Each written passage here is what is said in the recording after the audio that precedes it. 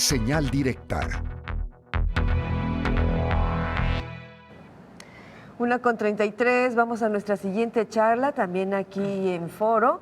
El doctor Marco Antonio Covarrubias Velasco, él es encargado de la unidad de trasplantes del antiguo Hospital Civil de Guadalajara, el Hospital Fray Antonio Alcalde.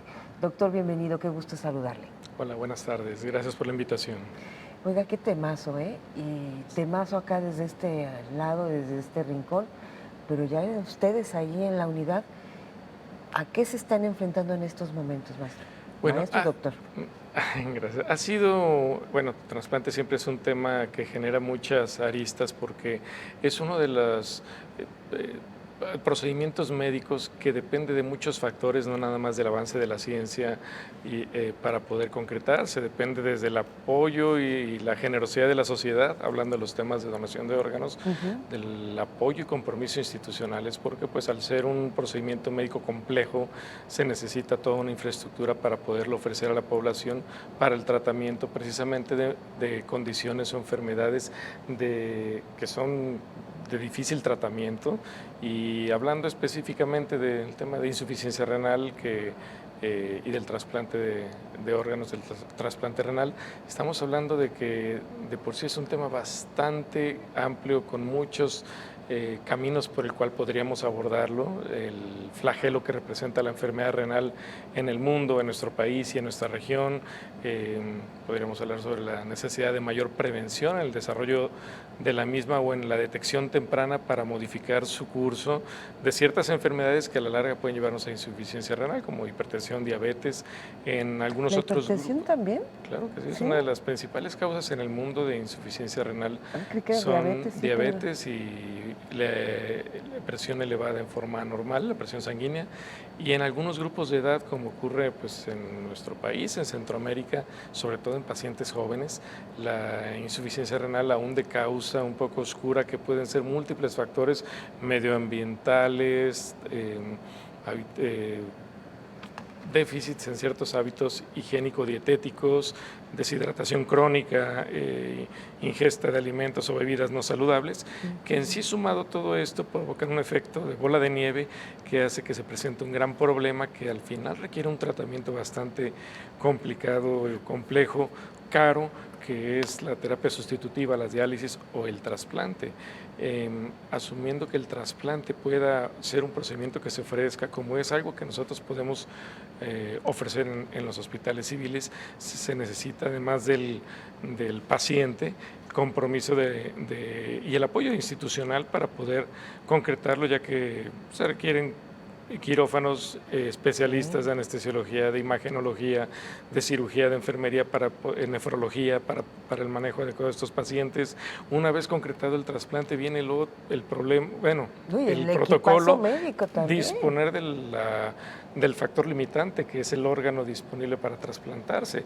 Es, como decía hace rato, uno de los procedimientos médicos que dependen de la generosidad y de la solidaridad de la sociedad, una labor de concientización que se realiza en forma paralela por autoridades, instituciones educativas, instituciones de salud gubernamentales acerca de la concientización en las masas sobre el problema, la concientización sobre la prevención, la concientización sobre la donación de órganos, que finalmente es un tema que debe de estarse trabajando a la par con los pacientes, de la prevención y de todo ello. Una vez concretado el trasplante, viene el problema del poder mantener crónicamente esos órganos trasplantados. Un paciente que es sometido a un trasplante de órgano requiere de por vida, mientras tenga la vida útil, es injerto, medicamentos para evitar el rechazo del mismo, que pues son medicamentos caros, claro. Comparado a la terapia de diálisis, a la larga es más barato trasplantar que tener en diálisis a una persona, porque la vamos a reintegrar a una vida con una calidad de vida incomparablemente superior a si se mantienen en diálisis. Y bueno, el acceso a los medicamentos es uno de los talones de Aquiles que tiene el tema del trasplante, ¿no? Disponer de medicamentos en cantidad adecuada, en tiempo y en calidad adecuada para poder tener funcionando estos órganos. Pareciera que en este país está prohibido enfermarse, doctor, cuando vemos, por ejemplo, los precios en estos medicamentos y y largo, etcétera. Ha hecho usted una explicación muy interesante. Nuestra compañera también, Elizabeth Ortiz, se dio a la tarea de hacer una investigación en torno a este tema. Habla usted de el problema de los donantes, el problema de las personas ya enfermas, el tema de prevenir, y yo quisiera detenerme un poquito en esto. Claro. Podemos prevenir con una mega campaña de no a la ingesta de bebidas que dañan, por ejemplo, que sabemos cuáles son. Pero en el tema de medio ambiente, doctor, eso me tiene alarmada, porque, y espero que a gran parte de la población, es increíble la cantidad de personas enfermas en todo aquel corredor de Chapala. El Salto, Juanacatlán, toda la Ribera Poncitlán, que sabemos, los médicos de la Universidad de Guadalajara, otros externos han documentado que es por la contaminación. La documentación tiene décadas. ¿Cómo puedo prevenir esta población? ¿Cómo previene? ¿Por qué no hacer, no sé, en Congreso de Bases de Medicina, no sé, pero que tengan como meta también obligar al Ejecutivo y al Legislativo a que limpien ese excusado? Porque eso es lo que nos está enfermando, o parte de lo que nos está enfermando. Evitaríamos un gran problema, ¿no? ¿Cómo bien evitar, dices, no sé, leyes? Como bien dices, es un problema que hemos visto, o sea, denunciado desde el punto de vista médico, se ha detectado desde hace muchos años, se ha investigado por parte de la universidad y por parte de otros cuerpos educativos cuáles son las causas de que haya un aumento tan fuera de proporción a lo esperado de la presencia de enfermedad renal en ciertas comunidades, totalmente anómalo a lo que uno esperaría, a una variable esperada, hablando de estadísticas. Creo que es un tema muy complejo que rebasa el ámbito de la medicina y de la epidemiología y medicina preventiva, y debe de ser de un involucramiento total de las autoridades sanitarias, regulatorias, investigar a fondo. Pues sabemos que es un corredor agroindustrial que, bueno, ya hablando ya de ese corredor que bien mencionaste, pudiera ser que ese problema venga desde otros estados inclusive, sí. Y que pues ya cuestiones climáticas, hidrográficas, geológicas, geográficas, o no sé, los expertos del tema podrán ahondar en ello, se llegan a concentrar en ciertas zonas que mencionabas, pues agentes potencialmente tóxicos que pueden estar involucrados en esta y en otras enfermedades. Viene desde Querétaro la contaminación, y dicen los expertos que la parte más contaminada es la de Jalisco, y todavía se las mandamos a Nayarit. Pues no está nada padre esto, doctor. Y sí es un trabajo titánico. Imagínense los médicos de los hospitales civiles, los del ISSSTE, los del IMSS, todos haciendo presión, no sé, una iniciativa popular con ayuda de quienes le saben. Y a ver, legisladores, hay que hacer esto, ¿no? Pero bueno, ahí lo tengo en materia de prevención. Porque, bueno, labores de saneamiento, de todo, el agua, las tierras, de todo. Con eso abrió el gobernador Enrique Alfaro su administración, con que iba a limpiar. Ahí fue su primer acto ya no de campaña, sino y bueno, ya se le fueron 4 años y anda en otros asuntos. Doctor, el tiempo premia y el tema es muy importante. También ustedes están con una campaña de hacer conciencia y que haya más donadores. ¿Cómo van con ello? Vamos bien, muy bien, de hecho.